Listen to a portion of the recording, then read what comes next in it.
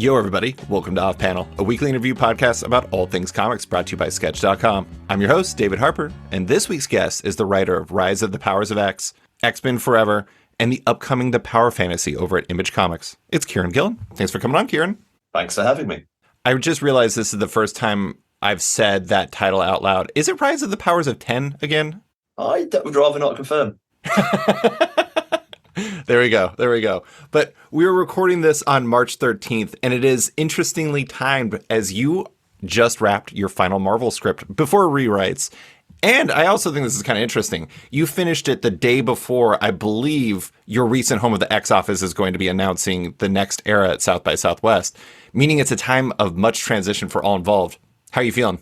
I'm feeling good. Honestly, it's like the last thing I wrote today was the Destiny Mystique wedding special. Or Renew the Vow special, to be precise. And like my own wedding anniversary was yesterday, so it's kind of like there's a lot of stuff tying together, which is fun. I finished, I sent it in. There's always a sense of weird anticlimax, but also like a big relief. Like as in, I can use chunks of my brain which have stupid timelines and incredibly complicated stuff about who kissed who when. I can now throw them away. I don't need them anymore. So I put on the car wash, the classic record, the car wash, danced around my office, and now I've come to talk to you. I feel good. I feel like it was a really fun 4 years, and I'm ready for whatever comes next. How do you disentangle that stuff from your brain? Like, do you just try not to think about it? I don't know how you kind of separate that stuff from your brain, because it's part of you for so long that it feels like you're just going to be randomly thinking about like stuff about Gambit at random for like months now. Probably not Gambit. Gambit wasn't exactly present in your books, but at the same time, it seems like that'd be tough to really disentangle. What kind of life is it without thinking about Gambit occasionally? Weirdly, me and my wife were just talking about this. We were watching second season of Her Flag Means Death. We just started watching it today. And they've got a bit where a character's talking about, like, how does it not deal with trauma? Well, I've put a little box in my head and I put everything in the box and close the lid. And she joked, oh, that's you with like all the, everything. You don't think about anything anymore. And I said, oh, no, there's just a hole in the back of my head where things fall out. And this is hating to turn into Jamie, but the ADHD of it all seems very real. As in, when I'm hyper-focusing, it's all there. And the second I'm not looking at it anymore, it's gone. It just all falls out the back of my head. All that stuff kind of just disappears. And I can recall it if I have to, if I really dig through the stuff. But mostly, if I don't look at it, it's no longer there. And I most regularly think about like books I finished is like when a song comes on the radio. Because the playlist is such an intense part of it. Like what you so open your mind is what I finished the Paras to. Just a classic 90s rave track in the UK. And I always think about like some key scenes with Xavier now, forever, and those kind of feelings. But in reality, it's like you move on. It's petrifying. You know what I mean? It really is kind of like petrifying, as in it means absolutely the world to you and then it's disappeared. That is really interesting. This is going way too far into it, but I'm just curious about this. Do you ever dream specifically about things you're writing about? Yeah, I'm enforcing this. I must do. Less so than you'd think, I think. It's not like I say bump into my characters in my dreams, but like there's stuff that impacts in some way. I'm pausing because I know I had someone relatively recently which had some Marvel stuff in. I mentioned this on Blue Skies recently. My favourite ever stress dream was one which was like at a Marvel summit.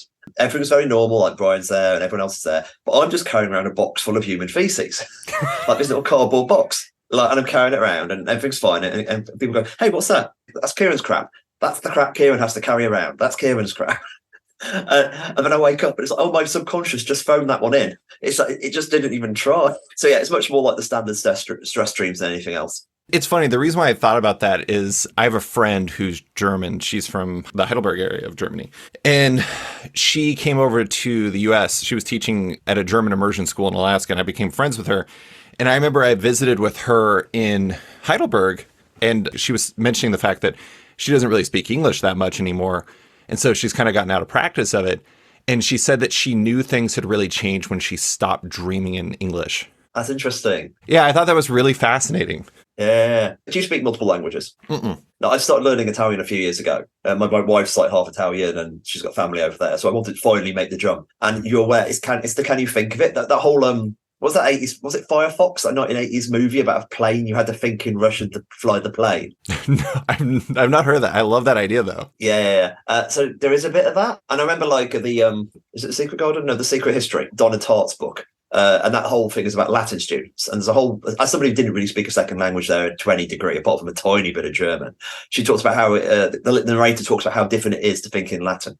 as in how cold the world appears and how structured and all these kind of way. And the idea of how language does transform. Like it's one of the horrors. Like my wife does a lot of really interesting poetry about being bilingual. About one of her best poems. Okay, one of my favorite poems is it's basically a found poem of 5 or about 10 translations of the first opening of Dante's Inferno, and it's just basically the lines reordered, and you realize, oh no, the translations are fundamentally different. So no one has read Dante's Inferno in English. You just haven't. You've read something that's fundamentally transformative. Like I've never read Dostoevsky. I've read a series of translations, and you're kind of talking about language as a transformation and as a filter. This stuff fascinates me. Yeah, it's like we talked about Jonathan Hickman earlier. And that kind of for me, John's main theme is the cage, the idea of how the world shapes us without us realizing this invisible cage we cannot move around.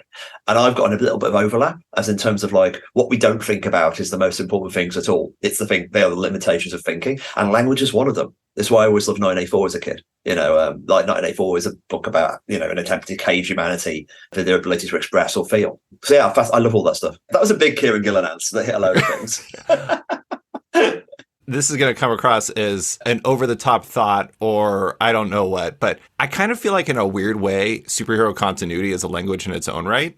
And so having to have that in your brain, that's part of the reason why my mind went that way is if you're not kind of constantly immersed in it, you're not going to be fluent in that language anymore. And sometimes that's okay. It's not going to be the worst thing in your life to not be fluent in that language anymore. But at the same time, it has been a big part of your life for a while now. For me, I always do the research. Once you've got the basic shape, the Avengers are kind of like this, or back in the old day when Wakanda wasn't Wakanda, knowing what Wakanda is. This is one of the reasons why I've never really worked at DC, partially because they mostly didn't want me, but also I don't have the core grammar of the DC universe. I don't know in the real way the Wakandas of the DC universe as well. So that kind of substrata, I would have to learn it all, and that's a lot of work. And I like research. So that's all my work is about a lot of research because I've got to discover it for the first time. It's quite often, and sometimes it is my falling in love with stuff through the process of research is kind of what I think some of my best stuff comes from. You see stuff like I don't know, like Destiny or Exodus in my Immortal. That's kind of born of me looking at this character and go, oh right, we can go this, or this character can be done in this way, or Sinister even in my first run. As opposed to someone like Al, and Al's a genuine hyper literate poet. He's somebody who is T.S. Eliot of the Marvel Universe, who's able to see all these strands across 70 years of history and turn them into something. And I'm not that. I'm much more smaller. And precise is the wrong word, but I mean, as in I've precisely chosen my task and digging like a bullet wound, if you will. Yeah. Well, you've really got me today, David. I'm speaking in this. We barely even got started, Kieron. I was just listening to the Bendis one, which is amazing. I mean, honestly, it made me so happy because to think about Bendis being this incredibly positive, figure in comics, I'm so glad we've got someone like him. And I was just listening to him and thinking, why couldn't you do that? Why couldn't you be nice and ground your, be very smart, but also ground your answers? Why do you have to spin off into orbits? Gillen. Hey, you know what? Just like with you and Al, it takes all types. All the different flavors are what makes the language of comics very interesting. But I did want to actually ask about something involving the 4 years, because we were talking before about how involving the X-Men, it was like the Krakoa era was 5 years, but it was 5 years, which is a long time. I think the thing that's interesting to think about is, in a very real way, you probably have changed considerably just because of the 4 years you were active at Marvel again. I mean, technically, I think Eternals #1 came out in early January 2020, right before the pandemic, but you were probably working on it for months ahead of time. So it was really 4.5 years, whatever. But over that time, you also have had other immense life happenings, like you had a child and the pandemic happened and all these things. Do you feel like, if you could disentangle that, which is really tough to do, how do you feel like you've changed as a person and as a writer since you returned to Marvel? Do you think that your experiences during that time have kind of mentally changed how you're approaching your writing going forward? That's a really good question. And I think I would have to have 5 more years difference to really give a good answer. Because the reason I went back to Marvel was several-fold, but mainly because I was kind of burnt out and creator-owned. I'd worked really hard, and I didn't have it in me to stop launching a new image book. I wrote some screenplays, which I got asked to develop. I took Marvel's offer to go back, mainly prompted by seeing what John and the gang had done over in the X office. And then that went from that straight to the pandemic. I went from the pandemic to having Iris. So basically, 2 years hard pandemic, 2 years Iris, and now I'm here. I think it's interesting where I find myself now. This is much more technical. The power fantasy doesn't, we're getting ahead of ourselves. The power fantasy doesn't have any narrative captions in it in issue 1. Now that may change, but narrative captions have been my backbone of my work since back end of Wictive. Like Die was heavy captions and ended up using a lot in both Immortal for the close first person and the omniscient third person Planet Earth and Eternals. Like I've been very captiony as a writer, and it's kind of me going back more to some of the earlier some of bits of Jamie stuff, the dialogue there. And I'm like, so I'm interested in writing sparser. I'm interested, like the one I've mentioned, I'm writing an OGN as well, which I have, and Stephanie's drawn it and stuff, which will be down the line. That's very, I hate to use the word about me, elegant. For me, it's elegant. I haven't at any point decided to explain the entire history of RPGs to you, which is rare for me. I might be getting better at editing, which is always my weakness. I'm that kind of, the Chanel line of like, take one item off before you leave the house. I don't. I put 7 items on. My stories are over dense, and that's partially about how I think. But it's also a distinct weakness because people can feel more precisely if they know what they're meant to be feeling about. The biggest changes have been the obvious changes. In the same way, there's so much about it. It was a very difficult road to have Iris. There's so much about like, what happens if you fought so hard to have a kid and it turns out to be Thanos? That's one of the key things. Those kind of parental fears are in there. There's a lot more parent stuff in there. In what? The Power Fantasy or in? I would say in Immortal. Oh, in Immortal. The last issue of X-Men Forever, or aka Immortal X-Men 2, I didn't plan it, but it's ended up there hard. And partially because I'm picking up for what Cy did with X-Men Blue. So I've got to pick up and run with that. But there's a lot of that kind of stuff floating around there. And a lot of the things, it's always going back to Judgment Day. Judgment Day was about me talking about the end of the world. And that's really imagining, I said it was about global warming. It's about the climate disaster in many ways. But it's also about like how we'll be judged communally and individually. And it's such a new parent book. All that. And the OGM, when it comes out, people will say it's about parenthood. It's not about parenthood. It's about being locked in a room with some cats. But yeah, I would seriously, I think it's so close I can't know. And I think in the reality is, yeah, I think I'm better at actually blocking off my work from my life. Sure. That might be a bit, as in like the fact I have this enormous priority now means that I cannot allow myself to be consumed in the same way. And I think the work might be better for it. Some of the things I've done previously, I view as indulgent. And I've kind of been heading that way now for a long time, but I especially feel like that now. Were the narrative captions something you deliberately chose to move away from? Like you didn't want to use it as if it, this sounds insulting. I don't mean it in an insulting way, as if it was like a crutch. A little bit. I mean, it's like, they went up in the mix for several reasons. I mean, they were in Wictive because I kind of wanted that kill your boyfriend, but like we lose narrative captions for like 20 issues. Like we take them away so you get distant from Laura, then we bring them back. But yeah, the kill your boyfriend, the intimacy there was important. With Stephanie, it was a case of, and obviously they're not in Once the Future, but Once the Future is written in a very Garth Ennis stripped down style. If I've got a classic comic storyteller, that's what I'll probably end up doing. With Die, Stephanie's kind of the opposite of Jamie in lots of ways, as in Jamie is this machine. I describe working with him like dance music. We work out this kind of the rhythm, the structure, and the beats. While Stephanie is much more impressionistic. She'll step back. She'll work with mood and colour and shape. And she occasionally steps away from specificity as much. Like she quite likes the medium to long shot, all those kind of, which means that I have to do more lifting. Like it is a utility thing with Stephanie that I have to write more. And some of it's just mood because we're trying to get that elegaic feel. There's a word I never can quite pronounce. But like it is kind of to interact with Stephanie's art in that way. And by writing Die, I learned some interesting techniques I felt about using captions. And that's why I brought them back to the Marvel Universe. In the case of Eternals, it was like, I want something to make it feel mythic and but not mythic, big. And I was interested in third-person captions because no one really does it. And then I realized, but if you write third-person captions in a mythic style, you end up with, Jason Aaron's 4. And that would, there's pointless making the Eternals 4 because 4 is 4. Yeah. So I have an embedded narrator, which adds an ironic embedded narrator juxtaposed these incredibly pompous, overblown characters. So you get its unique vibe. You know what I mean? Like this is why Eternals is different. We do this. And when I brought the techniques over from Mortal X-Men, I was interested in really tight character work. That's what I got from Die in terms of less of a real tight focus on individual characters and their interiorities. Since the structure was interiority almost all the way through those first 12 issues, that became caption because you can't really do interiority without that level of this is what they're thinking. And the Power Fantasy is a bit more of a drama. Yeah. In some ways, you actually want a bit of distance from the characters. You need I'm not sure what they actually think, because if you're watching this game of between them and what are they really feeling, you need a bit of distance, or at least in the opening. We'll see how it goes. I don't think it's the bottom, but I think it's kind of like not as much. I mean, it's worth noting the OGN absolutely is caption led. Not as much as Die, but it is like narratory. Yeah, I mean, with the Power Fantasy, it seems like if one of the central tensions in the story is that there's these 6 people who are superpowers because they have the equivalent power of the United States nuclear arsenal. And they cannot come into conflict. If you have their interiority present, it's going to take some of the tension from that story away, because it'll make you feel whether or not you know that end result is near, if it makes sense. I'm sure it makes perfect sense. You're the one writing it. If you know for sure someone will never press the button, you'll know, you won't worry about them. Exactly. We say this is like, I remember at A-level we studied The Bell by a British poet, philosopher, writer. She's amazing. Iris Murdoch. In fact, one of the influences on my daughter's name. The Bell, it drove our class to distraction because we just didn't get the narrator, that she was completely confused. And she kept on doing things, I'm not going to go and help this person. Then she immediately goes and helps them. That's what Murdoch's doing. She's talking about how people lie to themselves, and just talking about and this part of the pleasure is seeing these incompetent middle-class people lie to themselves and then see what trouble they get into. So you can do it.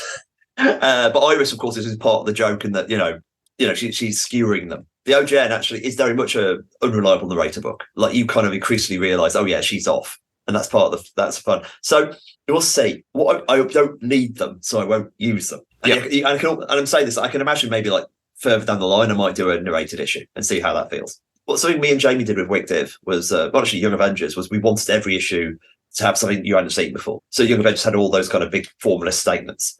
And I don't think that's as radically true for the Power Fantasy, but I want it to be, oh, what's happening now? That kind of we're going to finally get a narrator. You know what I mean? So there's no tools are off the table, but I'm only going to use the tools we need. One thing I think that is interesting about all this is I think a lot of times, especially for fans, we have a tendency of putting different kind of concepts in different buckets. Like, there's all these things where it's like comics and manga, they're completely different. But I think even to some degree, it's like for hire and creator owned, they're completely different species. They don't interact. I think the interesting thing about this, and it really comes up a lot in our conversations, I feel, is they're not just interacting, they're in conversation. They're constantly carrying over to one another. Like, a good example of this is I had Cy Spurrier on the podcast not that long ago. And I'm not going to say I'm the first person who brought this up to him, because I'm sure he was aware of the fact he was doing data pages and damn them all. But he seemed genuinely surprised when I suggested it. I was like, maybe that was an influence from your X-Men stuff. And he's like, oh, maybe it was.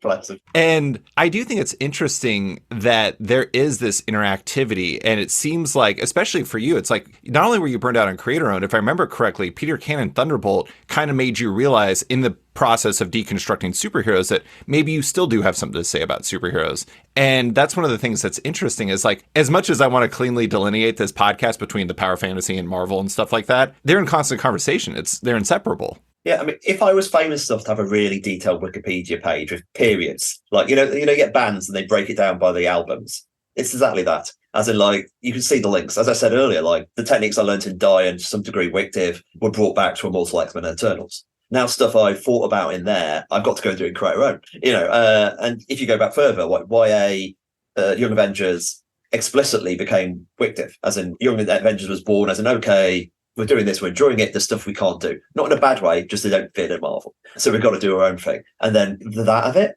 And partly that's just the narrative thread of a creator's life. Ideas occur and they play and they kind of, okay, where can I go next? And I'm very aware, I'm lucky that I have agency in that. I get to choose the jobs I want to do at the moment.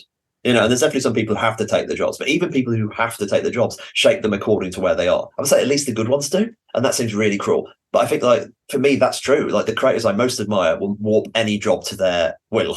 As in it's never just a job, it's them. I mean, even you go back, early Grant Morrison when he's writing Zoid's comics in the UK, Zoid's the kids' wind-up dinosaur toys. It's still a Grant Morrison comic. He's literally doing the Invisibles, but about these children's wind-up toys. All the way through, it's always got to be them. So does that make sense? I think you're right. I mean, to be fair to Cy, though, Cy completely is somebody who's really always been interested in text. He's always writes very text-heavy comics. He does formatting which no one else does in the Western medium. That kind of that barrage of, short of Cerebus, no one else does that kind of explodey underlying small text thing. No one does it that much anyway. So it's definitely on Cy's mind, I think, the nature of what he's writing. I do think it's funny looking back at Sins of Sinister, because I think some people probably associate you, Cy, and Al for your, simultaneously British nature and also your parallels in the fact that you're involved with the Krakoa era at the same time. But you're way different writers. And it's interesting that I think that you're kind of connected in a lot of ways, because even yourself, you said Al is way different. But I do want to say about that Wikipedia idea, I actually think that of all the writers I know, I haven't given this a lot of thought. I've literally been just thinking about it for 2 minutes since you mentioned it. I think you have very clearly defined eras in a way that a lot of writers don't. Interesting. I would like to know what my eras are. Am I the Taylor Swift of comics?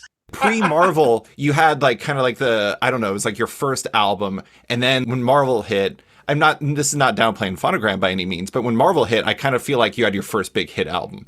And then your biggest hit was actually when you did your own thing.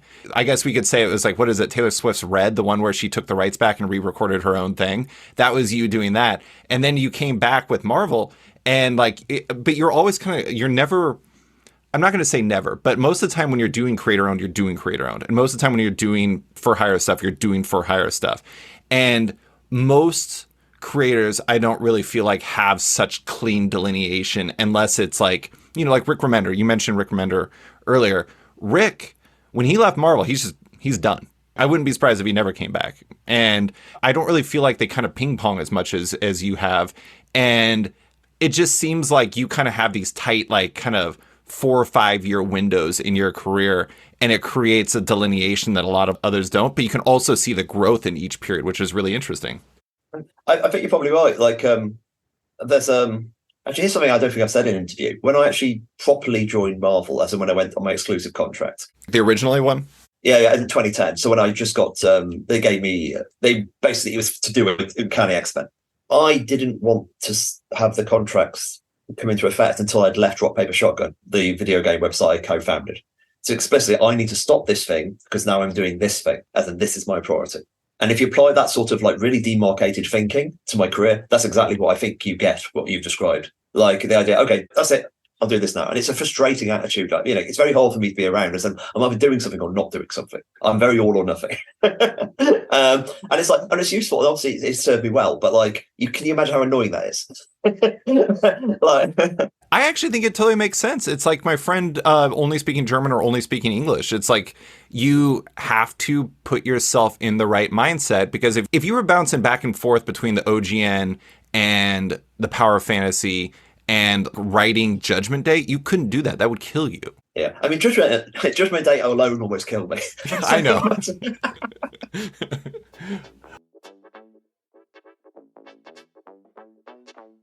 And now, a quick word from one of our sponsors.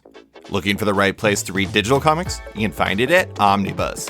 Omnibus is a modern digital comic book store and reader app carrying your favorite single issues, volumes, and omnibuses, all day and date. It's just like a comic shop where you pay per book, but digital. Omnibus has even upped its game lately, as they've added a web reader in store on top of its iPad version, with iPhone and Android coming soon. Looking for an ideal digital comic store, but with an excellent shopping and reading experience, one that uses novel discovery features to help fans find their next new favorite book, and one that features many of the best comics and publishers in comics today, including publishers like Image, Boom, Dark Horse, and more? You can find all that on Omnibus. Visit the web store or download the app today at omnibus.app. And now, back to the show. I want to dig into the X-Men a little bit before we get into the Power of Fantasy in full. One of the things I think is really interesting is that the finale of what you're doing, you're doing Rise of the Powers of X, which leads into X-Men Forever. Well, Moral X-Men leads into X-Men Forever. And you have the bit of X-Men 35/Uncanny X-Men number 700 and the Mystique and Destiny wedding special. But you have all these different things going on. And unlike a lot of experiences, like with Eternals, you got to finish Eternals. You started Eternals, you finished Eternals. This one, you were one of the main folks ending a story that you were not part of originally. And I think that's really interesting. Does that change things at all in terms of how you're approaching this ending? A little bit. I mean, I think there's the difference between, it's interesting to see X-Men Forever, which I still think of Immortal X-Men. You had it before with Eternals too, with Judgment Day. You had, Death to the Eternals, and that was really like Eternals 13 through 16 or whatever. Yeah, don't tell anyone. It says Marvel. I think it really narrowed my attention to what the problem was. Because there's two things. As in, here is a story here are things that have been promised to the reader like 4 or 5 years ago. Can I resolve them in a way that actually integrates everything that's happened since in a way that's aesthetically satisfying? That's a hard job. That for me, Powers of X was that. So Powers was a question like, okay, I need to reintroduce. Also, it's a standalone story. That's the other flip. So it's the ending, but it's also, you abstractly could pick it up. Like that first issue with the whole fake out stasis reveal is about explaining Dominions, explaining Sinister, explaining the multiple timelines, explaining like the threat of Orcus. all that is basically turning all that exposition into a large extended action set piece, which abstractly you could jump aboard on. But still, hopefully, is thrilling to people who know all this, because they hopefully will only realise at a certain point. You know what I mean? Like, so I'm trying to bring all that stuff, and even Moira. You know what I mean? Like, Moira is not been on the table as much as she was early on, so I need to bring Moira back quite hard, because I don't think any ending of this saga, which doesn't involve Moira in a major way, is like that's a break of faith with the readers. I feel Absolutely, I completely agree. So I'm aware that I'm fulfilling promises I didn't make. I'm also fulfilling promises I made, and I'm also fulfilling promises that other writers made later than John in that way. So there's an element of I can't do everything either. And that's the other side of it. As in, I've got even that as an okay, I can go and nod to Sai here or Teeny here. And I try to do in the most respectful way as I can. But even that, I've had to jettison huge stuff I would love to bring back. Like there was a bit early on, I was trying to work out a way to make the Rasputin, all the Rasputins put together, like the Sins of Sinister Rasputin, and also the one in Powers of X who went into the black hole, you know? Mm-hmm. And that going to the black hole is such a cool beat. And I haven't got the space to do that in a clever way. So I had to jettison it. And that kind of, no, that's an interesting darling. I don't want to say too much because there's other stuff obviously later. Sure. But, you know, that kind of was quite a fun idea. There's somehow this more complicated Rasputin caught between time and space, which kind of is the theme of the book. That would have been fun. Not worth the page count I have when I've got other fish to fry. So there's a lot of that, as in so many wants and what I need. What is wants, what is needs? And then how do you tie the needs together into an actual story? Because you can't just do the checklist. It's not just, you know, catching all the balls. It's also got to mean something. And that was actually so draw between all this kind of complicated world building stuff and then using the world building to drill down as quickly as I can to what character is. And I think, like, hopefully by issue 3, like, there's a lot of complicated stuff in the first two. By issue 3, which that issue is almost pure character. Like it's we've seen where it's like Xavier is going to have a conversation with Moira, and then let's do it. That's some of my favourite stuff in my whole X run, really. In fact, Xavier as well. He's a character, obviously. The big word is duty. I do actually feel a weird duty to everyone, like the readers and all that. You know, duty is absolutely, and it's not a word I use for word for hire because I don't normally think in that way. That ties in perfectly to my question, to be honest, because the thing that's interesting about this time about the X-Men is there's two kind of like super structures to it. There's the Krakoa era, but then there's also the X Office, which has been kind of applied in a different way than these things normally are. You have an X Slack. You engage with these people on a daily basis in a way you probably wouldn't normally if you were writing. Like when you wrote Uncanny, like it finished the first volume, you probably weren't engaging with the other writers of X-Men in a similar way. And I could see that duty being important and also the duty to the story where it's like, if you just wrote the ending to your run on Immortal X-Men, that would be satisfying for your story, but not satisfying for the story of Krakoa. And so you have to kind of think in the totality of Krakoa. No, definitely. It's like kind of like what for me were the questions that John set up in those mini. You know what I mean? Like there were specific things he was talking about, and I thought they were quite clear. And I'm not going to give the answer John would have, I think. I don't think even John would know what answer I don't want to speak to John, he probably did. Did you tell him what you were going to do? I haven't spoke to him for a while, actually, deliberately. So I wanted to forward him some of the data pages, but I decided against it because it was one of those that this is what happens if you take John and then you add me, and you get to those ridiculous data pages when, oh no, look at these timelines, it's spaghetti. I love the one in Rise of Powers 2, the one where it was like where they were at and where they needed to get in the timeline. And then there was all of the, was it Arachno Sentinels? Arachno Sentinels. Yeah. I love that. I don't know what it was about it. It was just like, it's so perfect for the data page structure, but it's also, it felt very much filtered through your perspective. And I think that's actually one of the things that's interesting about the data pages too, is like, while technically you probably, well, sometimes you were literally doing them. I know that was the case, but each person, when they're applying their filter to them, they make them feel differently. And I think that's really interesting. I think definitely the very best data pages for everyone are ones where people have really gone for it. These ones, like the Powers, I try to make the Powers of X ones feel slightly different. Immortal's a bit more playful, and Powers is me trying to do something that's aesthetically shiny and closer to John. But it's still me. Like, as you say, Arachno Sentinels, I don't think John could. I don't think, actually John might do that, but it feels like John would be, if John did that, he would be trolling me. If you know what I mean. But you should see the documents I send over to the X-Op. Like the designers must cry. Like John, of course, being official designer, and I send these things made of string and blue tack. Did you draw anything for the Arachno Sentinels chart? Oh no, yeah, I did. In fact, all these are so complicated. I've got to at least do a mock-up of some kind. So I get out Photoshop. I draw mainly I draw on paper. Then I do stuff in Photoshop, and then they have a go. Then I normally edit it and move boxes around to say, hey, We need to make it clear, because the point of these diagrams is what is important. So what's really important in that diagram is something is blocking them from going back in time, or there's a problem with going back in. That's all people really need to know. What are they? Oh, they're Arachno Sentinels, obviously. They're filling the time stream. We only go through once. And that's, you know what I mean? It's weirdly very sensible, but you've got to put the big sci-fi, blockage, sci-fi wrapper over it, I guess. One thing I think is really interesting, I saw somebody point this out on social media, and I'm sorry to whoever I'm stealing this from, but I cannot recall who it was. But they pointed out that your participation in X-Men number 35, which is also Uncanny X-Men number 700, means that you technically have written the ending, or part of the ending, of 3 different volumes of Uncanny X-Men. And it's never died before. I killed it 3 times. This is how good I am. You're a serial killer of X-Men volumes, Uncanny X-Men volumes. Yeah, they call me the Sentinel. You are the Arachno Sentinel. Yeah. I thought that was really interesting. But okay, before we move on from this, I actually wanted to hit on some rapid fire topics involving the X-Men, because we're probably not going to talk about this again, because next time we chat, it's probably going to be like knee deep in Creator-Ownedville. Starting with, which character did you most enjoy writing during your stint at Marvel? Not just X-Men, just at Marvel.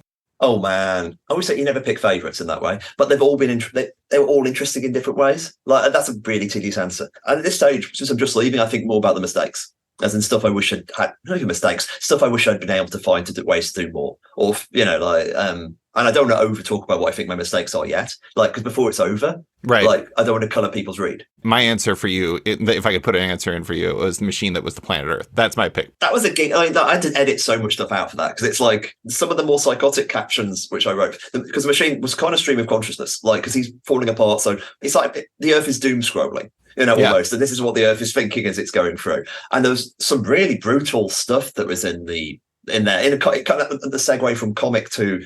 And he's talking about watching Mussolini die once. And like the stuff like that, which I haven't got space. But yeah, it was fun. And I really enjoyed basically the most tragic character in all my Eternals run is literally a bunch of captions. Yeah. Which is an achievement. That was fun. I mean, something like Exodus was fun. Like Exodus and Hope together were just always an hilarious double act. I was just going through one of my scripts earlier today for the last X-Men Forever. And there's a bit where they're just very good in that kind of like, this weird buddy comedy nature of them. People like Shaw, I loved writing Shaw. I mean, surprised for how much I like writing Shaw in the end. As in, I didn't up until his issue. And after his issue, it's like, oh no, I know this guy. And he's a monster, but I can write him. Icarus was fun. As in, like, your big lump of meat, you.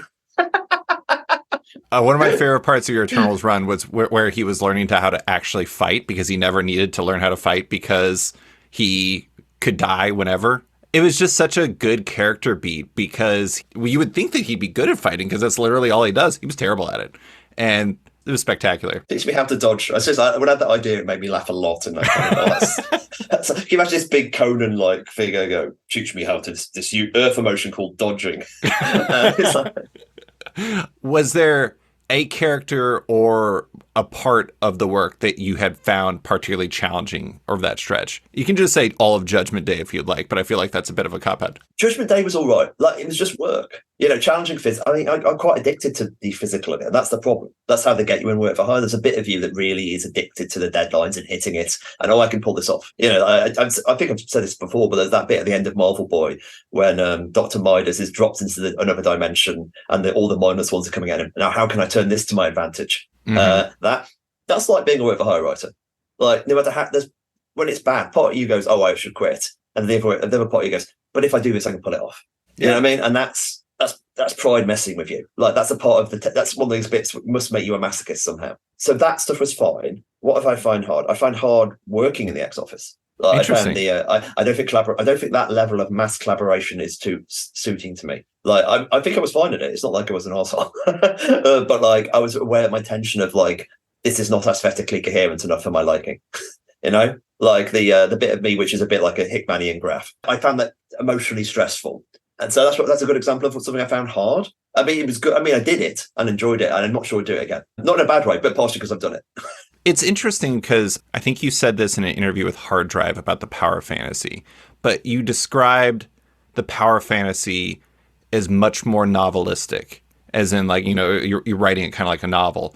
Do you feel like that part of the book, to some degree, is almost a response to your time in the X office, where it's like, that time you had to be collaborative, and this time with power fantasy, I mean, obviously everything you're doing creator owned is going to be your own, but You don't describe all of your creator-owned books as novelistic. Do you feel like to some degree that is a response to your time there and trying to rediscover what working in isolation feels like? Yeah, I mean, in some degrees, is yes, I'm shooting for perfection, like which is impossible, but like it's a completely aesthetic, coherent thing that is slightly a response to it. But it's worth noting when people often say the X office is like a writer's room, and it partially is. We throw ideas around, etc. It's not like a writer's room. A writer's room is a group of people who are working on a single aesthetically agreed project, as in they're all writing a TV show. They will, and if any episode is different, the showrunner will file it down. They all get names on the scripts, but multiple people who probably have their hands on that script. So we are a group of writers working together, creating 5 to 10 separate stories, and all of us have ownership over our story. Like we can argue about it, but like side stories are side stories, my stories are my stories, everyone's stories are everyone's stories, and that's a very different beast. And then therefore them all existing together and quite tightly together makes me worry about the aesthetic clashes more. And it's not necessarily that's not per se being a control freak. I was fine being told what to do as long as somebody made the decision we all lined up. You know what I mean? That's the difference between not like collaboration. My difference is like all existing on the shared stage, which isn't also a shared stage. I find that intellectually hard. And that's definitely a weakness of me. And I think that the work we've done is, I don't want to take anything away from the work. And I don't say I didn't enjoy the process. That's something I had to constantly check myself in that way. Was there a part of the X Office experience that you particularly enjoyed? Oh, it's great. Like, honestly, it's the cool kids. Like, generally, I enjoyed it. I want to be one of the cool kids. It's like, but people are great. They were so supportive, and like the generosity of ideas. Like there's so much stuff that's really good. I mean, there's some of the really afterwards. I'm going to go through and definitely give credit to like who, as far as I can remember, who had the ideas for certain beats and powers. Like we're talking about ideas, and this is an example of pure collaboration. And this is the X Office at its best. And it's something that could even exist outside the X Office, but I think he was born of it. There's basically a scene with me and Al are writing it, and I'm mainly writing the scene, and Al steps in and writes another scene. Like, here's a page left for you. You can do one of your characters speaking here, and he comes in and writes something so sincere and humane and brilliant. It makes me completely rethink of everything around it as callous and heartless and cynical. The character collapsed in on itself, and I realized, no, you're right. This character's better. And now that I've heard this character say this, the character I'm writing is going to feel very differently. It still says similar things, but comes from it from much more position of like sadness and human connection. And it made us both. And I'm not saying he made me a better writer. Yeah, just through being that close, and that's the joy. Because there's also the flip is so much of like Immortal X-Men. I loved writing off people's stuff, like me taking X-Force and running within the Colossus issue, me taking X-Men Red and running it in the Storm issue. All those kind of like things I am picking and building off and inspired by. You can tell how inspired by these things because I run with them. I don't have to do any of that. Yeah. I could have done anything I wanted, but instead I was like, oh no, I really want to run with this because I'm so excited by your ideas. So you know what I mean? Like, they're a complicated bundle of stuff. Yeah, absolutely. I do think it's interesting, though, that, tying into what you were just saying, that once you're into Creator-Ownedville, once you're out of, you are effectively, for all purposes, out of Marvelville now, somebody else is going to take what you've done and going to do something else with it. And that goes back to the conversation of all this, where it's like, it's always a conversation. Like, I recently did a piece on Daredevil, and I was talking with Brian Michael Bendis and with Ed Brubaker about their time there. And one of the things that they did on Daredevil was they established this idea that the person who is the outgoing writer on Daredevil should leave the incoming writer with a dramatically different status quo that they kind of have to figure their way out of. Brian had Matt Murdock in prison, and he asked Ed, he's like, are you cool with this? And he was like, yeah, I'd love to do that. That sounds great. And so they kind of figured out this way where it's like, what do you do next? What do you do? Is that, I think you've described before as the and, what was it? And yes, or and yes, and. Yes, and.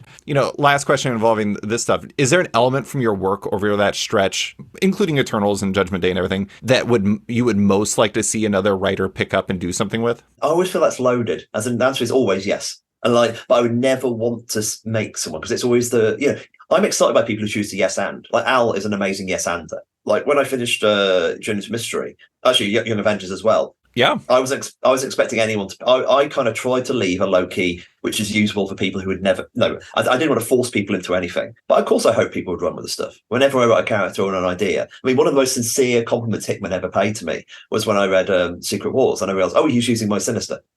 Like he didn't have to, you know what I mean? Like, Yeah. as in like, oh no, he's not doing any other Sinister, he's doing my Sinister. And like, for example, Jeff wrote Sinister between the two, and he didn't use my Sinister. And I don't think that's because he didn't like mine. I don't think he probably never read mine. Yeah. But he definitely like, I want to do this instead. And like, and that's absolutely his freedom as well. But it's such a John going, oh no, I like this, I'm going to run with it. You say you would like it, you'd love it, but at the same time, you never want to tie people to it. At the same time, there's also the complete stuff that does feel like a twist in the ribs. It's the two poles are over here. We've got the yes and the Daredevil ending, as in here's a great curveball. The other writer immediately jumps onto it and builds. And the flip is the Magneto was never Zorn. Yeah. They're the two poles. And like you always hope for something nearer one pole than the other. But at the same time, you've got to respect the freedom of somebody who wants to. So now I'm going to make a cold start. I'm doing my thing. It's my book now. Because it is their book now. My one thing I would like from your work to continue is I hope Uranos isn't forgotten. Yeah, he feels credible. I mean, Al did amazing work with him. Yeah, as a villain, he's got some swagger. Like he looks great. He's got a philosophy, which I think always matters. Like he's not just a big dose of punches things. There's a kind of he will say things in a certain way, and that for me, that's the interiority of villains is really important. Like I always try to give my villains a reason why they're doing it, and kind of like. One of the fun things writing the Dr. Stasis and Mother Righteous Sinister 4 special I did was like giving a chance to really have Stasis lay out, because the whole kind of what Jerry made up in terms of he desperately wants his family back. It's like, okay, let's really dig into that because I know that bit of the continuity quite well. Let's talk about, and it actually ends up being, is it going to be like Mr. Freeze and his wife? Is it going to be a quite sad, romantic people going together? And it's like, it does look like for a second, then, oh, no, he's an abusive bastard. He's a monster. That kind of thing was quite, as in, oh no, I can see him. I can understand where he's coming from. All this kind of stuff. These Victorian paternalism on steroids. But you know what I mean? Like, so yeah, that's the fascinating thing. Uranos I felt great, and also the sadly missed Ryan. He did like an astounding design for him. That kind of like the fumes on the shoulders, the mysterious cracks. What happened with them? All this kind of stuff. It is and also Thanos' grandfather. That's a one sentence like pitch. You can immediately know that if you put him in the MCU, it's like, oh no, he's Thanos' grandfather. That instantly I know who that guy is. Yeah. Well, and the funny thing about him too is that, for all of his big weapons and for all of his like power and everything like that, in a lot of ways, the most intimidating part about him is his personality. Like all the scenes with him engaging with people from his cell was actually in a weird way a lot more frightening than him like. This is a horrible. It was like when he was attacking Araco, it was obviously intense, but at the same time, there's so personal when he'd have the one-on-one that it made it so imposing. But the last question involving this stuff I wanted to ask was, you did get to go to Emerald City Comic Con, your first con during this stretch, which is really interesting. Your first U.S. Comic Con. Was it nice getting to talk to people finally about this? Also, I like cons. I find them. I lost my voice by the end of Sunday, which is always a good sign, or at least a sign. I talk too much. I think that I joked in the newsletter, but it just feels quite bad. After I'll take your money for 4 years, but I won't have anything to do with you.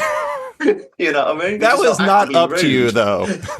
I know, but like I could have come on the trip at some point. It was not. I must say, I really enjoyed it. People were great. The panels are fun. I've got theories about what I think I would like to see more at cons, and I sort of trying to, in a low way, put it into practice. I think I've got a feeling that cons shouldn't just be like podcasts. Like, if a panel could be a podcast, there's a problem. Like, because if you get it at home, why go out?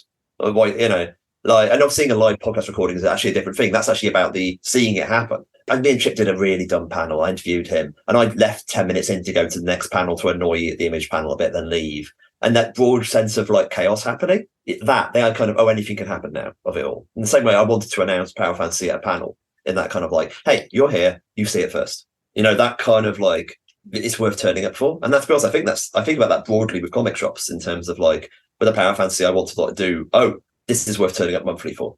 Mm-hmm. That kind of, and that's what a monthly comic has to do. It has to kind of like, I mean, this is the thing that why the whole Krakoa, especially early Krakoa, okay, now we're on, is real. That kind of, and the X community at Begat. The second Begatting an interview. My God, what's wrong with me? I love it. A lot of Begatting. That's what monthly comics should do. That's the point of serialized television. Any serialized drama, it should pop. It shouldn't just be like collecting these little things. I mean, collecting is fun. But it should be more. It could be more. And I think the industry works better when it is. Anyway, that's my current theory. I'm not a big con person. I go to cons because I like to see people. I like to see the people I know. And I'm in Alaska. I'm in complete isolation 95% of the time from comic people. And I never really go to panels because I'm kind of with you where I feel like there should be some level of interactivity, something that's a little bit like, I feel like there's a formula that a lot of them have that's just like panelist talks and then another panelist talks and another panelist talks, that there could be something different. I recently, somebody asked me like, what would my panel be? Because I was talking about how I didn't really like them. And I kind of like the idea of doing like a Graham Norton show type thing where it's like kind of chaos. Exactly. Yeah. Like I remember talking to Jamal Eigel at New York Comic Con about if I ever did one, I would have, every guest would have their own walk-up music. Like they're wrestlers or like, professional athletes and stuff, and like introduce them in a fun way. And I don't know. I mean, maybe I'm underrating how hard it is to pull those things off, but it just, sometimes they feel a little uninspired. And I don't know. I don't mean to diminish. People love panels. Maybe it's just not for me or something. The cons in the UK, which are quite often performatively weak, like when I was coming in, I got a budgie, a friend of mine. He ran a panel with Dave Gibbons called Hypotheticals. And Hypotheticals was... and it's based on a radio show I don't listen to. But the idea, you get 4 people in the industry. So you got someone like a writer, an artist, an editor, and a critic. And they all come on stage and they pretend to be people from an alternate. I'm a writer from this universe X or something like that. And there's these 2 fictional comic companies, which are very clearly Marvel and DC with their things filed off. And based upon stuff happened that year, but Dave Gibbons asked questions like, at the moment in Earth-X, industry cannot support longer runs. What do you do as a comic writer? That kind of like, so you're hitting all the controversial matters of the day through a hypothetical lens. And these people generally go, and generally it's half comedy, half serious. And that worked really well as a panel. That's one example. In fact, trust me, do you want a funny panel that worked really, like, so dumb? The guy, like, Pictionary and Taboo. Audience who know is Pictionary, draw stuff, guess what it is. Taboo, don't say that word. They did writers versus artists Pictionary and Taboo for like a few years at a British Con. And funny, like, in terms of so dumb, especially the writers are all better at Pictionary and the artists are all better at Taboo. Like, because artists always try to draw something that looks like the thing. Yeah. And that takes too long. Yeah. And writers want to say too many words, which of course automatically hits the Taboo. It's genuinely astounding how that always played out. But and I did a panel with Fraction, which was so delightful, was me, him, and I completely forgot who actually moderated. I'm sorry, man. And we were just basically playing some records. So we just talked about, hey, this is Here Come the Warm Jets by Brian Eno, says Fraction. Talks about why he digs it. Played it for 4 minutes. We sat there in silence, like blissing out to a record. Pause. Okay, Kieron, play a record. You know what I mean? And it was generally just people having really a chill for an hour in a room. It was so mellow. You know what I mean? I've got a die panel over. I ran this at Thought Bubble, and it's basically, I ran a die game live on stage. And its twist is, basically at the start, everyone comes on page. It was like a writer, an artist, another artist. Okay, you're going to play fictional people from a fictional fictional comic company. And ask questions. This is why you all fell out. This is the comic you made. And the one I did, it ended up being like dinosaur sex space pirates or something like that was the comic. Okay, great. Everyone now leave the stage and come back on as your character. Everyone in the audience, you are now fans of this imaginary comic. And so we ran a fictional panel about these fictional people who then got dragged into another dimension. So the whole die game. And the audience who are also in the other dimension now had to come up and ask questions. And the questions basically changed the environment. So it became the encounter prompt. So it was like, so the whole thing was basically us fetishizing the structure of a panel and turning it into an RPG generator. The panel were great, but the audience were amazing. The first person absolutely came up was, so it's more of a comment than a question, but who immediately got shot by the writer. And, all that kind of like, okay, there's just 4 random examples of dumb stuff that happened at con, but it's stuff you haven't seen elsewhere. I love it. I love inventive things like that. The one I always wanted to see was, I know David Brothers and Jeff Parker used to do one at Emerald City Comic Con called Parker Brothers, and it was supposed to be just one of the absolute best. And it's too bad that I don't think that's happening anymore, but I always heard it was a gem. But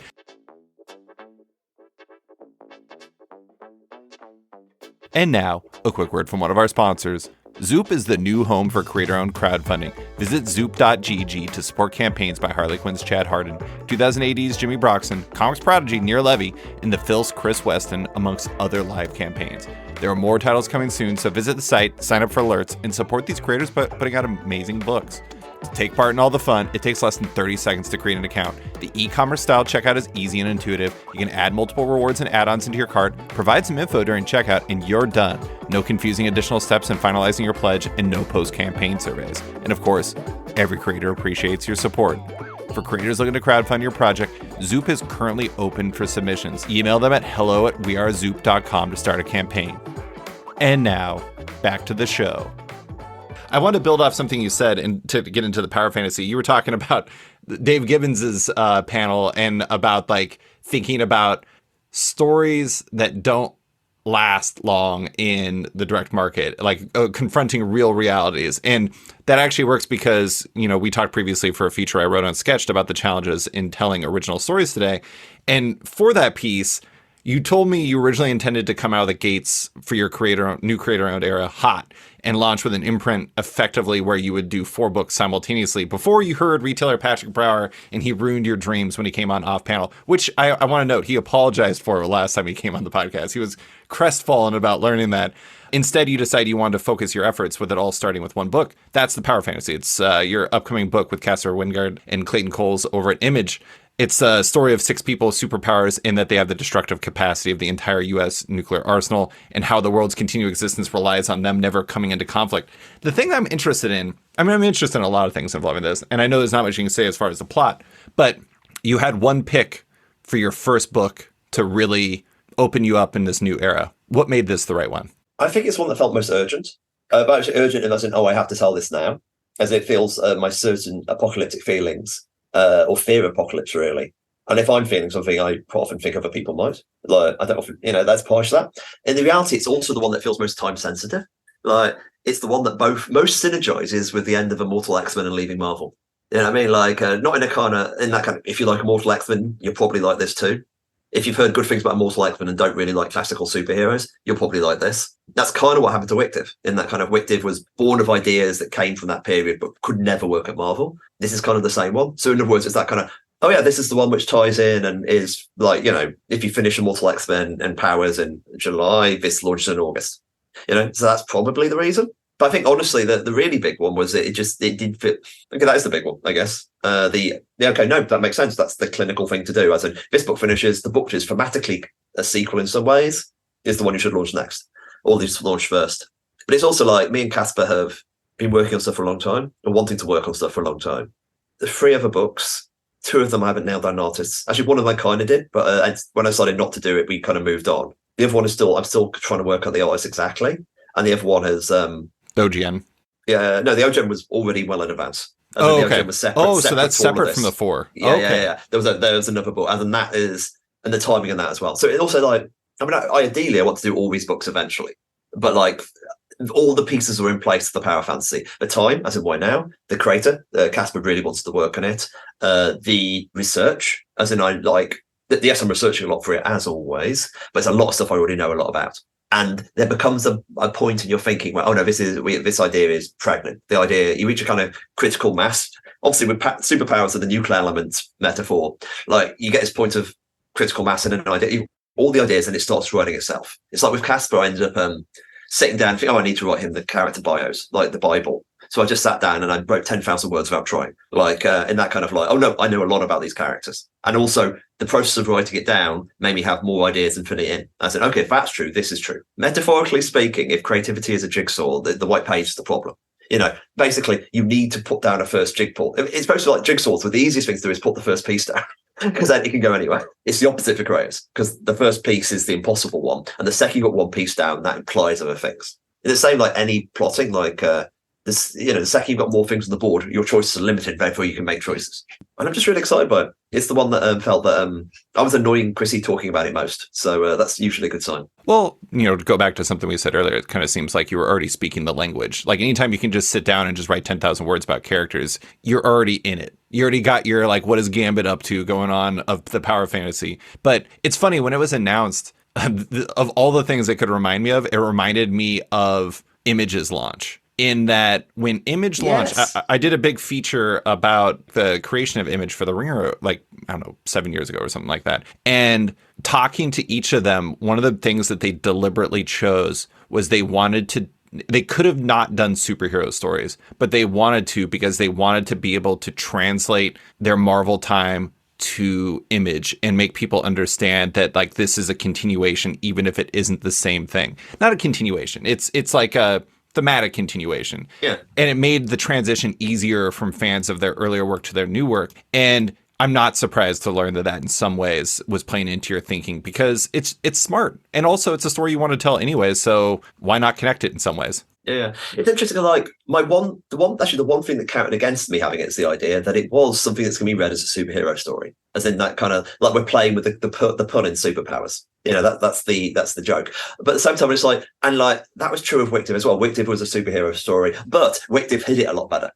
This has more the superhero DNA to the surface, and I'm a bit twitchy over that because I know whilst a lot of my readers love it because they're obviously reading Immortal X-Men, there's some people who really are turned off by that aspect. And like, I think the story will satisfy both in the same way Wictive does. But that's both the good thing and the bad thing about the power fantasy when I was thinking about it. And I think the book it is will become clear very rapidly. Right. But yeah, you're right. You know, it is 100% original Image in terms of like, this is some core ideas I had in Immortal X-Men, which I couldn't do at Immortal X-Men. Not in a way that, you know, they're not going to let me do a book at Marvel about people not fighting, are they? But also I need to make a whole world from scratch. I mean, you sort of see the idea of the power fantasy coming from me thinking about all the Omega stuff, like Storm and Exodus and all those people can't really fight anymore. If you wrote them in a realistic mode, which isn't the only way to write them, and isn't the way you should be writing them, they can never fight. We've got to this point where people want characters to be more and more powerful. And eventually get to the point where they're nuclear weapons, and a nuclear weapon is literally good for nothing, except for killing the world. You know, so that's kind of that core realization was like, oh no, that's a great drama. Like if you gave like 6 people the nuclear button, what does the world look like? Yeah, it kind of reminds me of. Have you ever read Incredible Hulk: Future Imperfect, the Peter David and George Perez story, the future one with the Maestro? Yeah, it's the Maestro one. I've read a bit. I can't remember if I've read. I've genuinely can't remember if I've read it or not. I know enough about the Maestro to get through this conversation. Though it's interesting because, like that story, there's 2 interpretations you can have of why the Maestro has power. There's one is the obvious one. He's a horrifying monster that you want to, you know, you fear him, so you want to do that. But then there's the other side of like the alternative is if you anger him enough, he could destroy the Earth. Yeah, that's great. And I do think that that's one of the things that's interesting. I mean, that's never really said, but it's kind of implied by the existence of the Hulk. And I do think that's one of the things that's interesting about the power fantasy is that that's always a tension there. Like, that's why, I don't know, that's kind of like part of the reason why these characters are so frightening in some ways is that if we really considered what, like, the Hulk means like, not that it's just the destruction of New York, it means the destruction of humanity. And like the fact that he doesn't do that gives everyone another day to live, which is freaky, but it's true. Yeah, I've saved the day. I've saved the world today. What? How? By not doing anything. Exactly. You know, like exactly. That's petrifying. Like you 100% get the excitement of that excites me about the idea because it's all about the psychology of the people. What this means is for different people, and like there's a lot. I mean, one of the book. I don't want to say too much about it, but like very much what happens if Jeffrey Dahmer turns up with the random bug. You know, that of it. There's a whole structure and like it's a very kind of like constructed universe in terms of there's not just one power source, but there's one inciting incident that changes the world that leads to everything else. So like I've tried to tie it together and it creates a larger structure. So everything connects in lots of different ways. But at the same time, there is an open random element to who got. It's not like any of these people were built. I pause. Not quite true. But what that means will have to come. But it's so much about the psychology, as in these 6 core ideas that people are as interested in.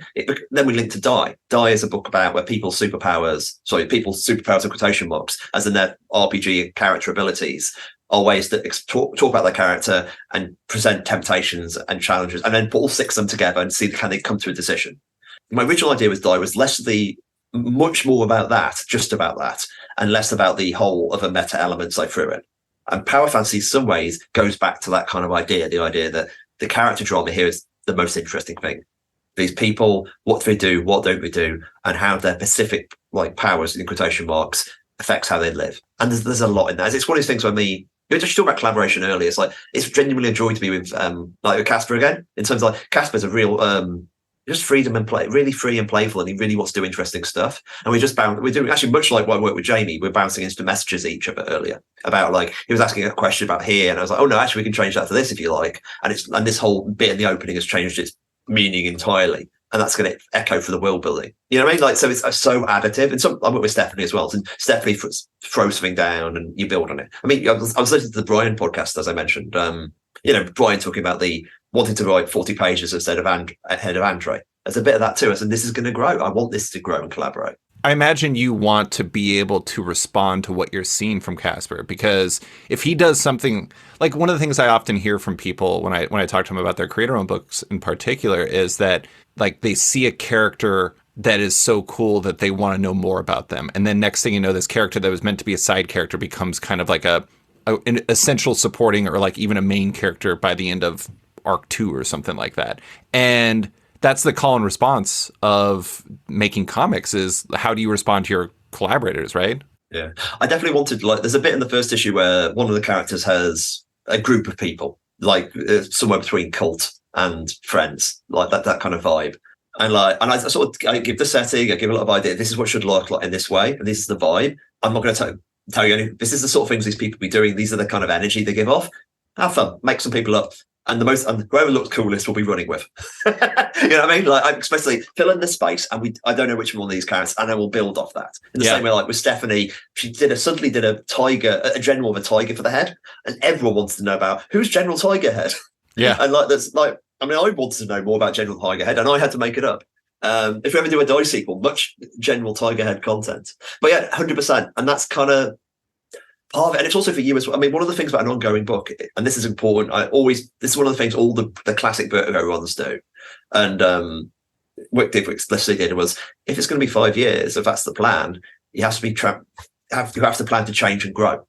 Like, Wicked is a device for me to talk about a lot of stuff that interests me. The same way Power Fantasy is like, I'm going to do a load more research of stuff, but I don't know yet. And I'll work that in. Because it's set across 45 years. I'll be able to dig down in different time periods. Discover, okay, what was it really like in 1947 here? You know what I mean? Do a bit of research, discover it, and bring you that enthusiasm there. Because it's that kind of like, if you plan everything out right at the beginning, it's just typing for 5 years. And if you plan nothing out at the beginning, it's just nonsense. So I always come in with a strong structure, a structural idea of what I want to do, and big ideas and things. I mean, questions rather than answers, quite often. One of the things I think I'm really excited about the book on is the fact that you mentioned that to some degree this will have like the alternate pop culture elements to it. And it reminds me of, there's an Apple TV Plus series called For All Mankind. And it's where the space race continues on in perpetuity because Russia gets to the moon first. And one of the things I really love about that show, I've kind of been a mixed bag on it the last couple of years, but still, like, that's something the show does really well, is they always insert little things where it shows how the world changed because the space race continued. Like, John Lennon is still alive and he's leading like peace movements, and like my baseball team, the Seattle Mariners, won the World Series with Michael Jordan being one of the best players on their team, which makes absolutely no sense, but I love it. There's all these little things that you wouldn't think would be impacted by continued efforts in the space programs for the collective superpowers. Just like you wouldn't think things would be changed by the fact that 6 people have superpowers, and like, why would that change movies or whatever? But it would. Fundamentally, the world would never be the same. And that makes it a very interesting sandbox, especially when you have 54 years, was 1945 to 1999, right? That's the one. You have that stretch of time where you can do anything with, where you can you have actual reality as kind of a measuring stick for just how different this world is. All my kind of books, it's one of the things that people I think quite often miss, and understandably so. Like, even when I'm writing contemporary fiction, when I said it in 2013, you know, it's not, I'm always writing historical fiction. That's the thing, I'm always writing historical fiction. It's just occasionally the historical fiction is now. And as we move away from it, it becomes more clear that it was historical fiction. Yeah. So this is me explicitly writing it. I'm going to choose a set period that's pretty much set, a period I'm interested in, a period I know a lot about, obviously having lived through most of it, but also a period I know less about, as in, like, and in some ways it's me talking in conversation with my parents. Like, there's been a lot of me thinking about what it would be like to grow up in the Cold War. And that kind of becomes a sequel to Uber in some ways. That's the other aspects of the book, in terms of me thinking about the Cold War and what it's like to be a human being. I mean, one of the big influences on the book in terms of my thinking is an amazing podcast by Andrew Hickey. Almost everyone I know in comics is listening to it. It's called History of Rock Music in 500 Songs. Mm-hmm. And Andrew is basically going through, he's doing a history of rock music in 500 songs. And it's it starts off as little half-hour episodes, and it's in a classic podcasting way. It's got longer and longer and longer. He did like 5 hours on the Grateful Dead recently. He's up to about still less than 200. Like it's an enormous project, but he's very good at what he does. He's astoundingly good. And I put off listening to it for quite a few years because it starts obviously in the prehistory of rock and roll, and it felt a bit like eating your greens. Like I don't want to listen to like random bluegrass records. But I hit the point actually literally with when Iris arrived, that kind of, no, I am now ready for bluegrass records. And what it does is it really puts the focus on this, because he doesn't show favorites. He just tells the story of the record and the bands and what's going on with them and how they were and what sort of stuff was personally motivating. He juxtaposes it with the political history, what was going on culturally. And like, I've come to appreciate several bands more. I've come to hate some other bands. Like, oh no, you were despicable. Not because you did really bad things, just because you were assholes. Like the Byrds are an amazing like collection. That is, the Byrds are, you can't get enough of the Byrds. It's terrible, terrible people. Anyway, but the Beatles, for example, like the Beatles are someone I've always been kind of have not a problem with. They're great, but distant from. And listening to them was like the Beatles episodes. Oh no, them as people, them as young and hungry creators who love pop music and they're obsessed by it. And they can't get in, and they're just everything they do is about I'm in love with this new Motown record, or like, and I'm in conversation with it, and the difficulties of actually being a creator in terms of like not just as he's seeing the work on the shelf as and here's that finished thing, the stuff which I recognise as being a creator today, all my nonsense. But to say like specifically relevant to the power fantasy, it's stuff like what was number one. I know what number one during the Cuban Missile Crisis is now. I know just before the Cuban Missile Crisis, the Beach Boys' first record and first UK record and the first Beatles record released like 2 weeks before the Cuban Missile Crisis. Now, imagine like a phonogram character walking around in a universe, obsessed by these new records of where the world's going to end. That stuff fascinates me. And quite often I've done the other way in phonogram. Like the whole Singles Club, the second volume, is set in Christmas week. And it's no one ever mentions Christmas. It's like a couple of days before Christmas, and it's all there. And the characters are lost in their own world of pop music. They're obsessed. And my thinking is always flipped and trying to imagine like what it's like to be someone like me, this like basically, working class guy obsessed by this stuff in a world which is going to hell. And of course, that's what we are now. We're talking about comics and the world is hell. but that stuff's interesting. You can't take the culture outside the context it's created. And of course, the culture also changes the context it's created. So the 500 songs it's given me a really useful way to look at the 60s and 70s and think about the period I wasn't alive in. Anyway. Well, and also that's like, 15 years into when the timeline for the Power Fantasy starts. And so like it covers the blind spot really well. Yeah. I think it's interesting to hear about all this because one of the reasons why we're originally going to talk was we're going to talk about some of like the influences that have impacted you and some of the things that have, kind of driven you as a creator. But I think it's interesting to hear about this because there are some elements like for the Power Fantasy. One of the things you specifically read for it was Bertrand Russell's Common Sense in Nuclear Warfare. So that was something you chose for research versus the History of Rock Music in 500 Songs. You didn't choose to listen to that for research. It just kind of became influential because you listened to it and you loved it so much. And I think it's interesting where it's easy to ask creators, like, what are your influences? The thing is you don't really choose those sometimes. Do you feel like there's like I'm trying to think of the right way to phrase this. It seems like you have passive research and then you have active research in a lot of ways. Is that like something that is constantly just part of your life where you're just always engaging with things and you never know where something's going to come from? Yeah, I mean, like you collect ideas. That's the thing. And at least part of what I do is seeing connections between far off things. And the idea of like me becoming obsessed by the end of the world and really thinking about because that podcast doesn't really enormously stress the Cuban Missile Crisis as much as I've clearly obsessed over the idea of what it would be like to listen to these two amazing pop records in a world that's about to end. Mm-hmm. Yes, there's 100% stuff you come across, and then suddenly, and the stuff you then choose to research. As in, I will be digging into more areas prompted by things which I bumped into. Like the Bertrand Russell thing is interesting. Like Bertrand Russell's thoughts on nuclear war was prompted by the Hardcore History guy. He did a podcast about nuclear war a few years ago. And there's a whole really interesting section about Bertrand Russell, his belief about nuclear war, slightly earlier than he wrote that book. And that was the first thing that got. Then I've read Bertrand Russell's History of Philosophy, so I know the guy, not personally, you know what I mean? Yeah. So a random thing has prompted me to now do specific research of a later thing. So that the two things feed into each other. But the other thing is, it's a bit like salmon going upstream and all that. Me deciding to listen to the Hickey podcast is born of my interest in the 20th century now and thinking about that. And that, that's the power fantasy. So the power fantasy is already, I'm interested in the 20th century now, specifically the 20th century. So my natural gravity, like the two things that are one and the same. Like you're kind of you're drawn to what you need at the time. I've got a good one of my theories when as a games critic is the utilitarian nature of art. As in, quite often the art you choose fits what you need. I mean, I think everyone in the COVID years, what games did you play? Like everyone was playing Animal Crossing. This kind of this repetitive, comforting, structured game. And I was obsessed by Robot Unicorn Attack one year. Like this early, Eternal Scrap Runner thing. And that's because all I had time for. And I wanted a short burst of like high camp energy. And like I did articles about breakup games. What do you play when you split with somebody? And like all these kind of questions. And that goes across all of our art as well. And the art I consume is always about what art I create. Like I so much of my work is in the conversation of what I love and hate. This is a kind of a complete aside, but it works off something you're saying. And I think one interesting part about this, and this goes back to that podcast, is like how much time and timing affects the things that impact you. Like I imagine what it was impacting you back when you were doing Phonogram with Jamie almost 20 years ago, which is actually really kind of amazing. Sorry about that. I'm sure that's way different. But like for me, my weird thing, everyone was doing Animal Crossing. Everyone was doing that. My thing during when the pandemic first hit, I was watching a lot of things about competent people trying to solve problems. No, what? I wonder why.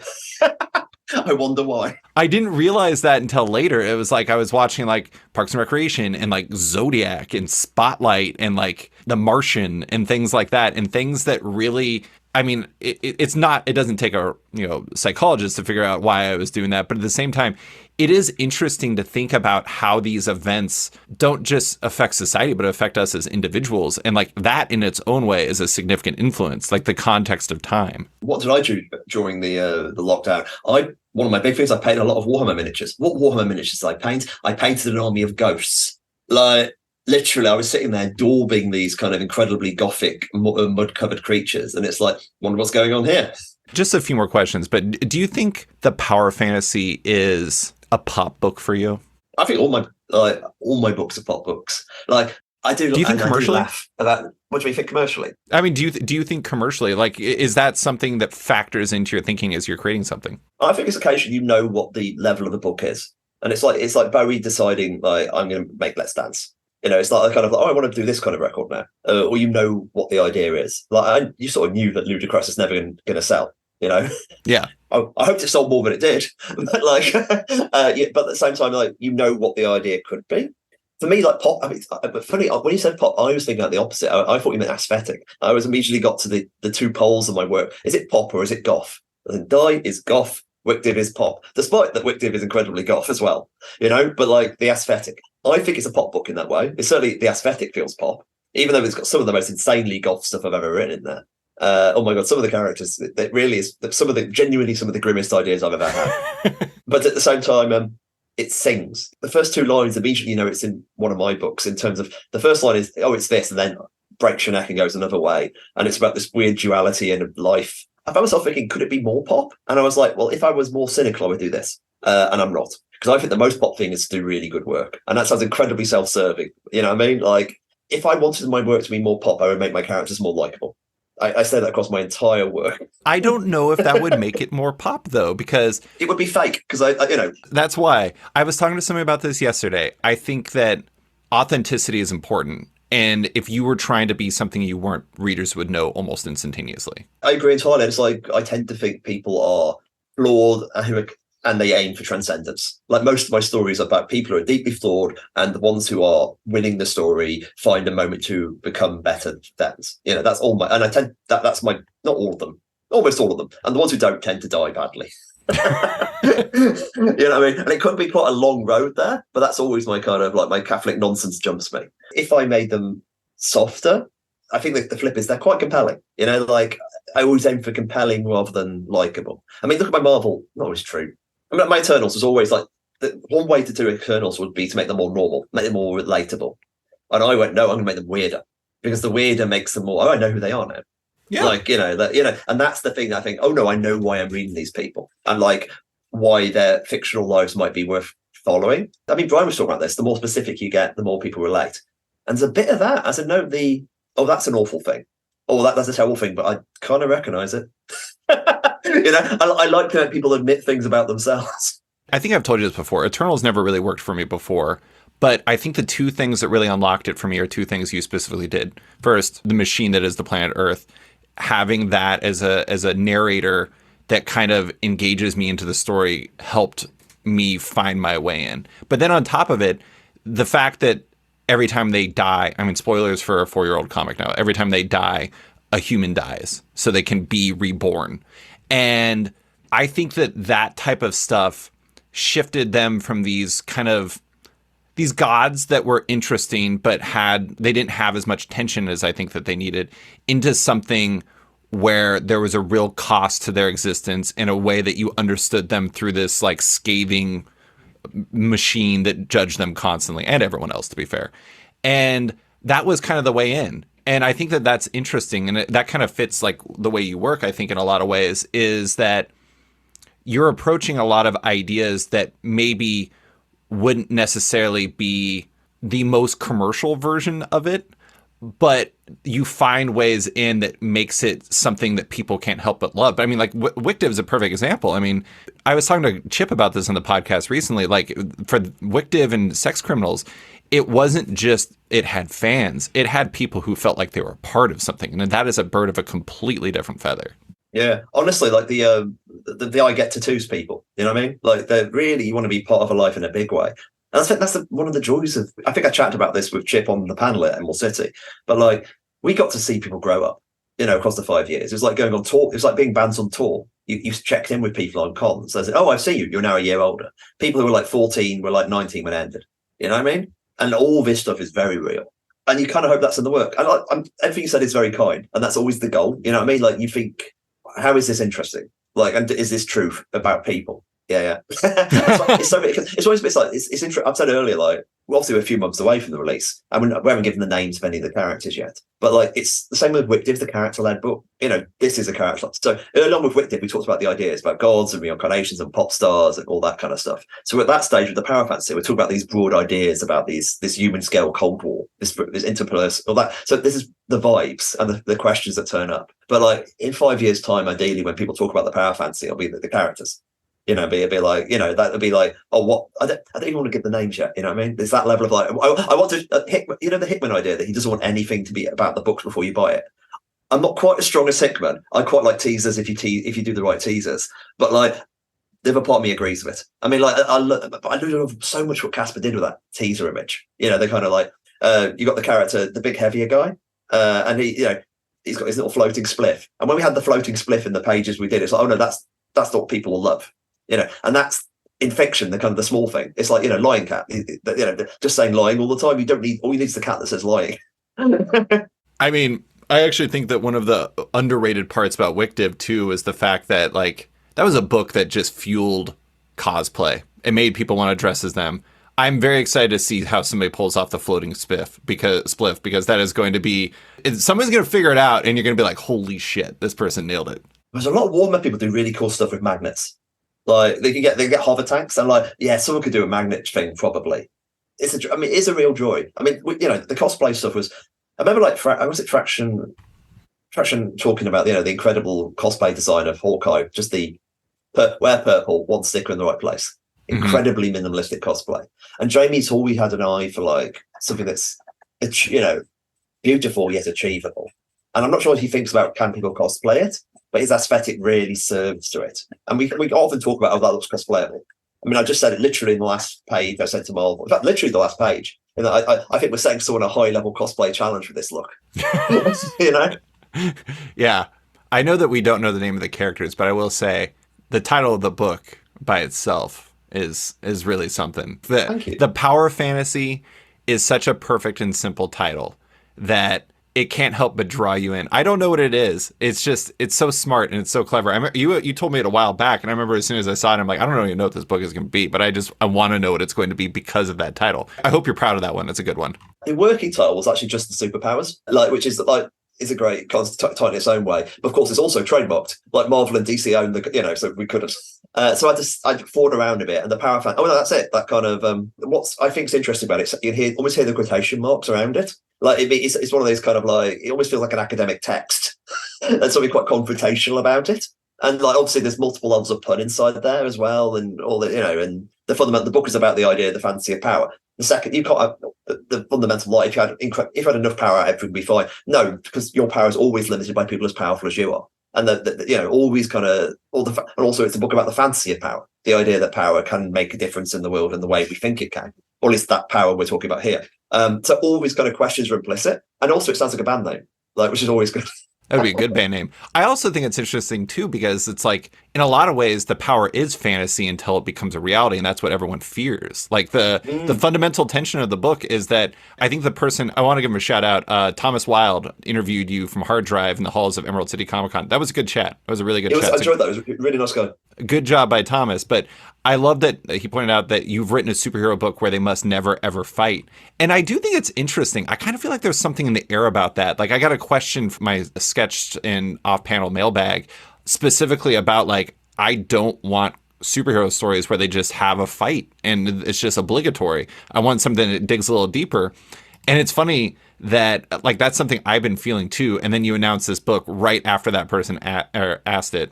And I don't know. I just kind of feel like there's something in the air about that where it's like there's got to be more answers to this genre that's existed for decades now. Like, what are the other answers? Not to say you're the only person who's ever done that, but I don't know. I mean, I know you posted on Blue Sky about this book. Like, I think Fantastic Four by Ryan North and Ibn Coelho and everybody else, it's great. I wrote about it today.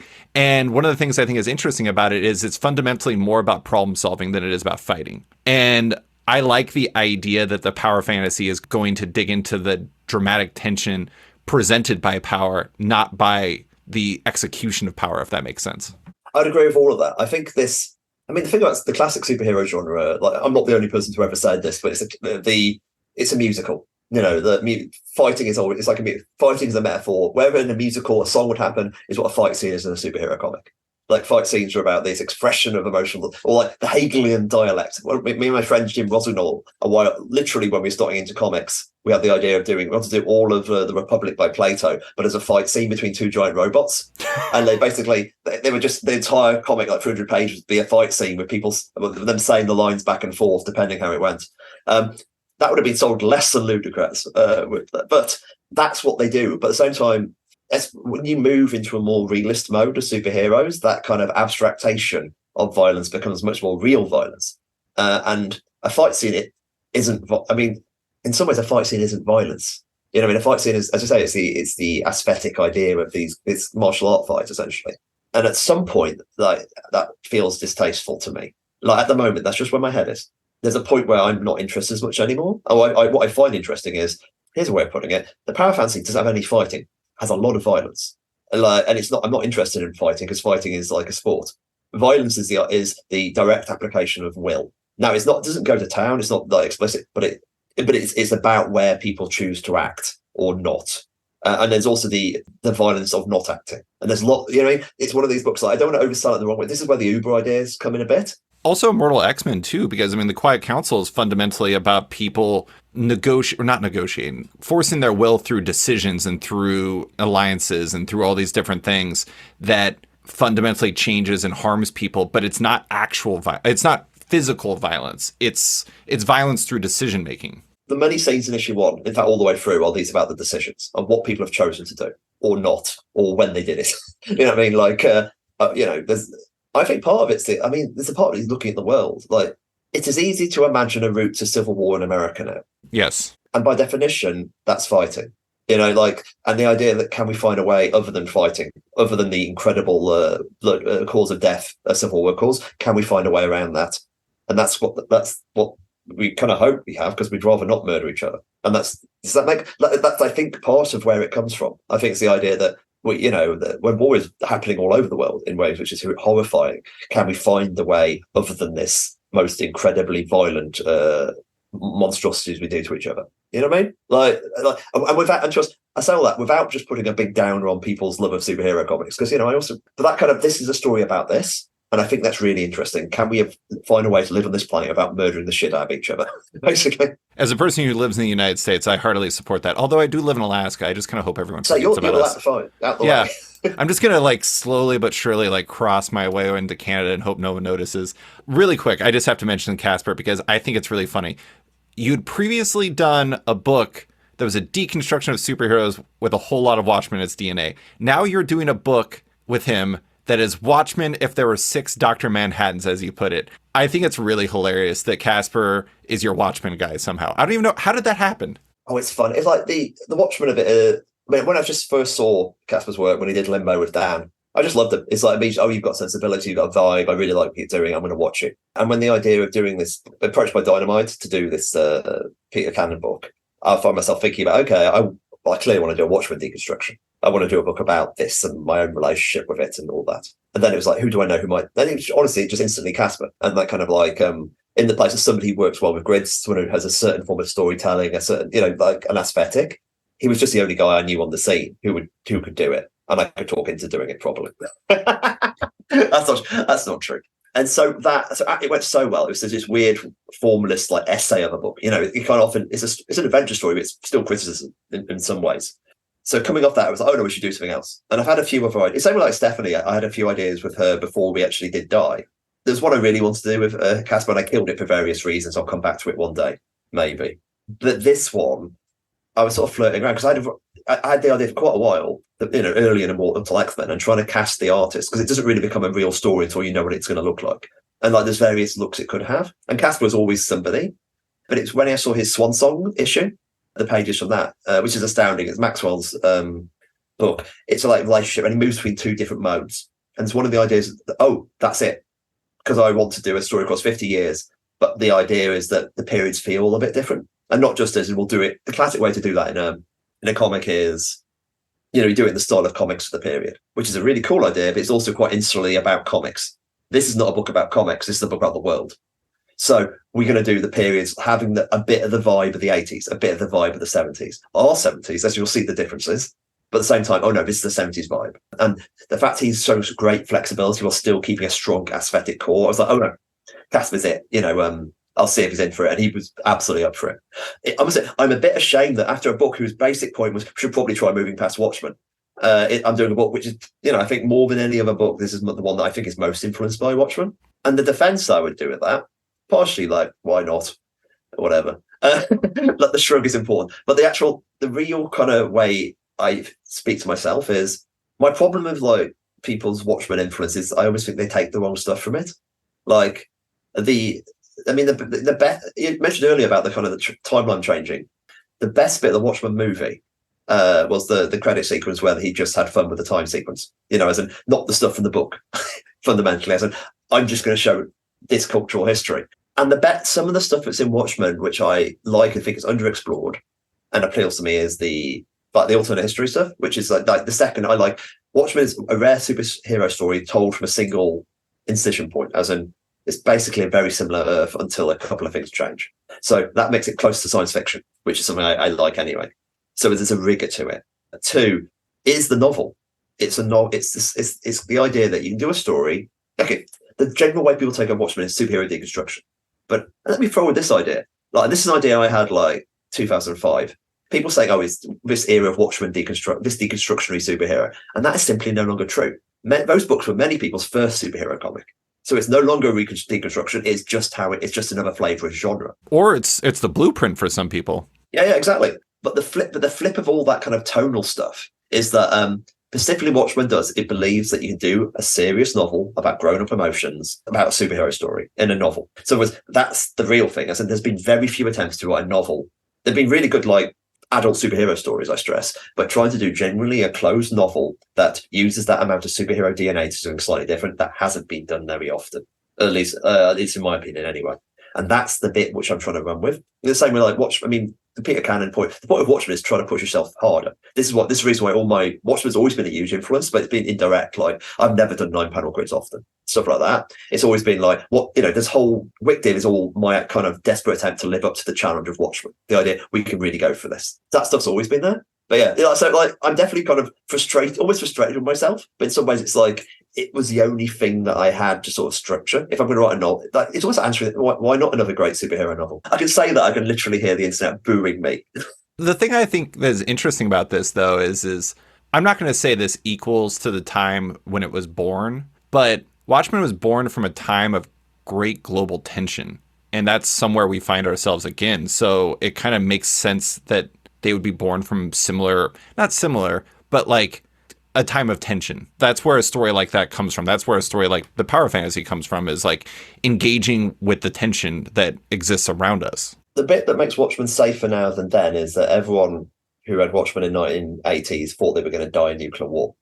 Like that's the reason why it's become a period piece. And I find it interesting that I've chosen the Cold War for various reasons, and I think it is generally in conversation with my parents. That's kind of like and I'm really interested in people older than me, and it's also a period I can write knowledgeably well.